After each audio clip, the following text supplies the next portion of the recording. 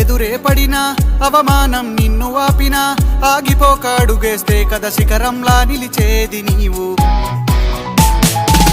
అడ్డంకులు ఎన్ని వచ్చినా అలసత్వం నిన్ను చేరినా తలబడుతూ నిలబడిదే కదా సమరంలో గెలిచేది నీవు.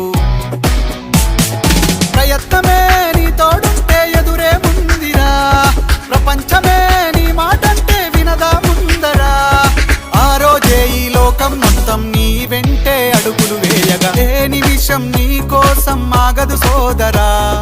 సందేశం ఇస్తుంది సమయం నీకేరా, ఎగిరే పక్షి నీ కోసం నేలకు రాదురా.